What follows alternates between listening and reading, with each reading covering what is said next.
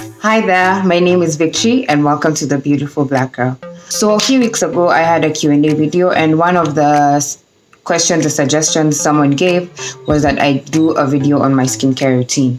But like I said in that video, I don't really have a set routine that I follow. I just have skincare tips that I try to stick to so that I have fairly good skin. Because I wouldn't say my skin is perfect or anything. It's just okay. Because I break out quite often actually. Because my breakouts can be from anything to diet, from diet to stress. So I kind of have, and I also have sensitive skin. So I kind of have frequent breakouts, but I have things that I try to do to make sure that my skin is looking good most of the time. Like I said, I don't have perfect skin.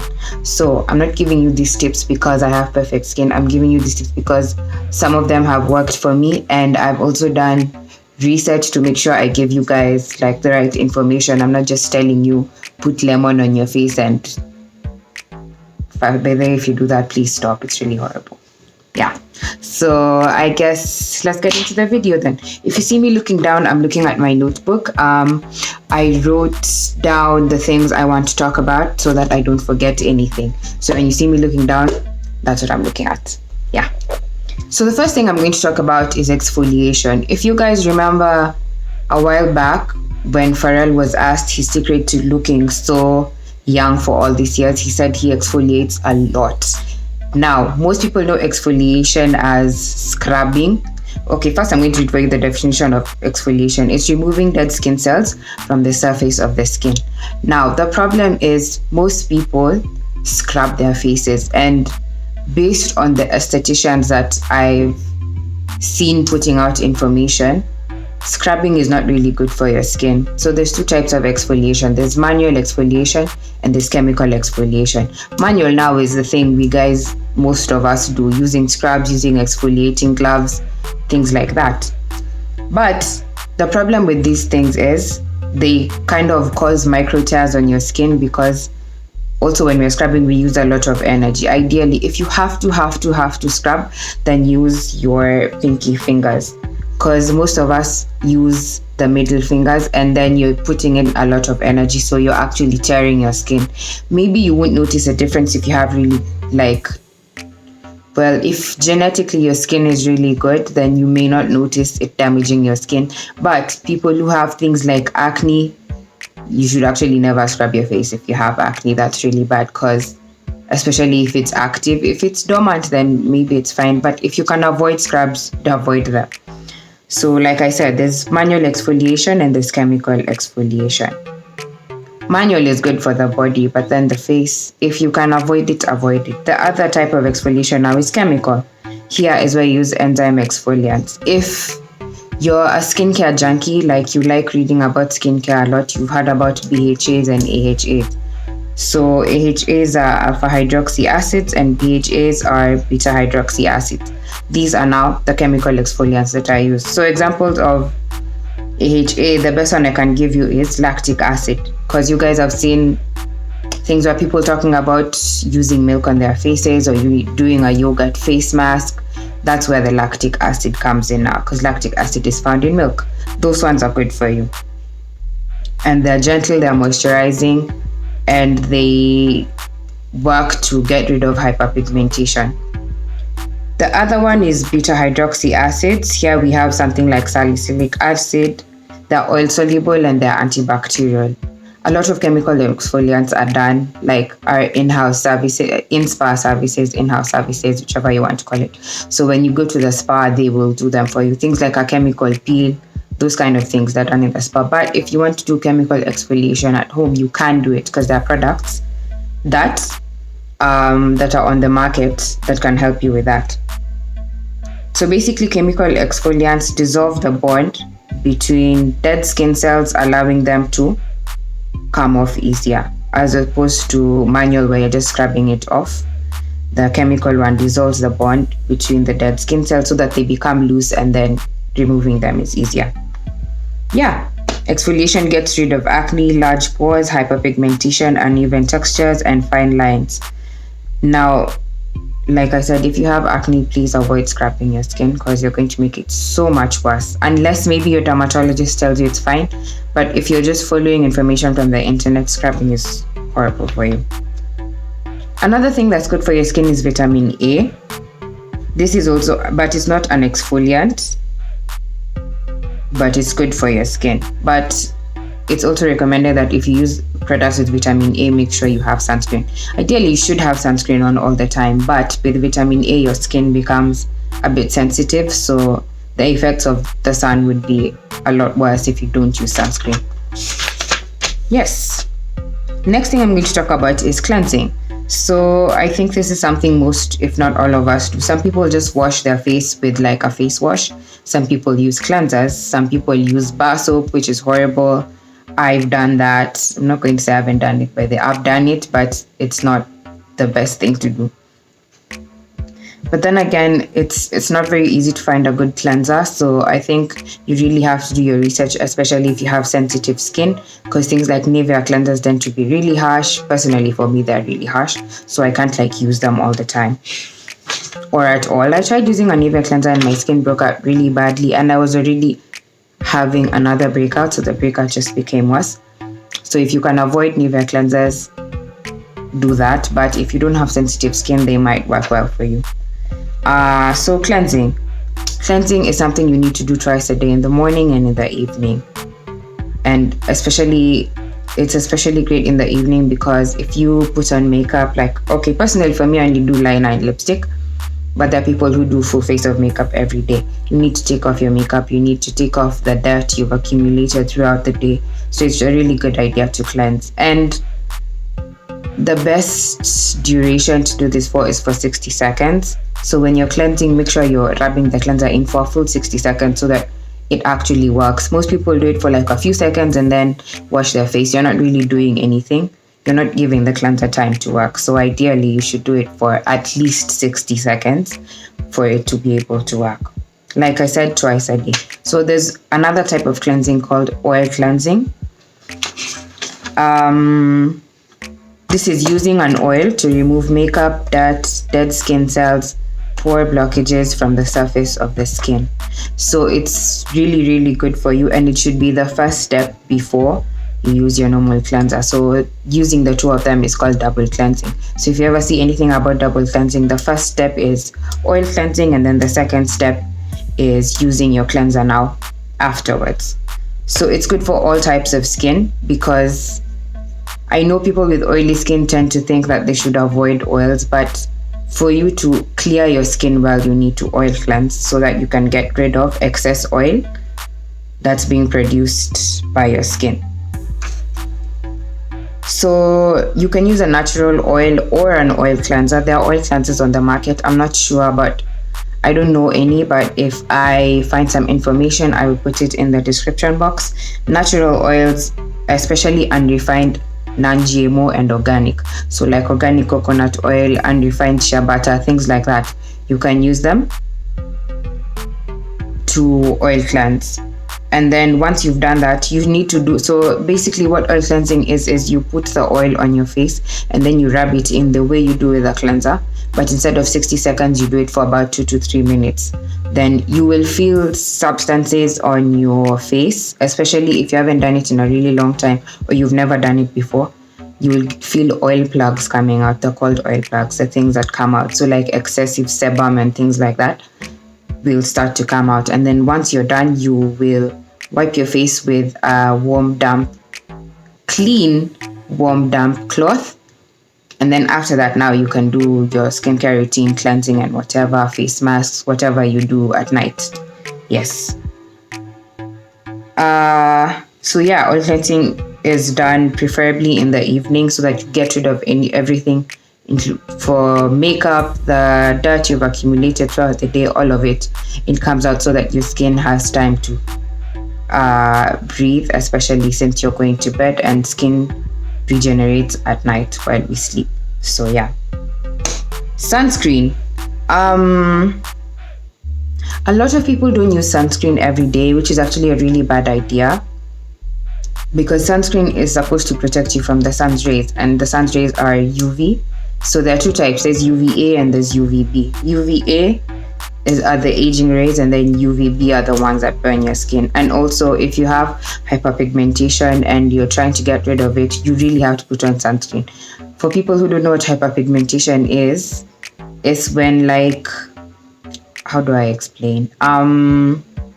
When you get scars and then they start to darken and they're dark spots in comparison to the rest of your face. That's what hyperpigmentation is, because now that exposure to the sun causes overproduction of melanin, and then you have all these scars and you're trying to get rid of them, but you're not using sunscreen. So melanin is still being produced every time you go out into the sun.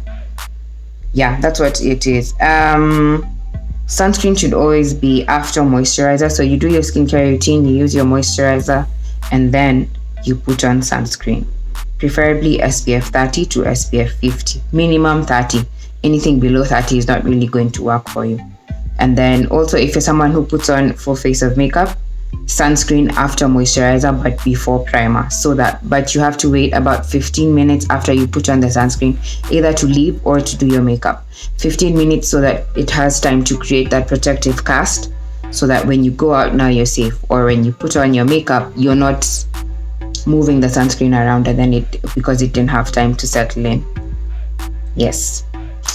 There are people who think that things like shea butter and coconut oil are good enough to protect you from the sun, which is not true. Coconut oil is good for sunburn, but it's not a sunscreen. For shea butter has SPF. Raw shea butter has SPF, not the refined one. I'm not talking about the refined one. I'm talking about unrefined. So the organic one. It has SPF, but it only has SPF 3 to 4. Scientists recommend that you use SPF 30 to 50. So 3 to 4 is not really doing anything for you. You're just if you put it on and you believe it's going to do something for you, it's not. You really need to put on sunscreen. Let's move on to other tips. The other tips, you need to sleep enough. You need to get well rested, but skin does most of its repairing and regenerating at night. So if you're not sleeping enough, your skin doesn't have enough time to repair and regenerate. So beauty rest. Number 2, I said cleansing twice a day already. If you do use the simplest skincare routine should be cleanse, tone, moisturize, and then sunscreen. Toning is not really a must. Some people prefer to do it to rebalance the pH that was disrupted while you cleanse, but there are people who don't do it and they're still fine. At the bare minimum, it should be cleanse, moisturize, sunscreen. That's the bare minimum that you should be doing. People who use serums and masks, it's preferable to do them at night. Yeah. Exfoliation 2 to 3 times a week. Don't exfoliate every day. If you scrub your face every day, that's horrible. Like I said, scrubbing in itself is not good. But if you have to scrub more than once a week, then do it 2 to 3 times a week, not more than 3. Chemical exfoliation, guys. Nimewambia. Hydrate.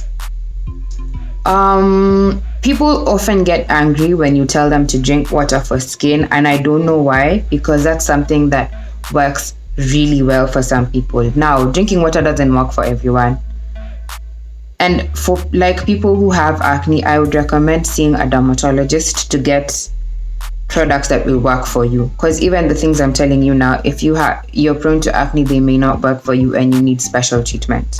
So even people who give guys with acne advice, don't do that. A dermatologist is the only one who can help them. Because you're going to tell them things like drink water, face masks.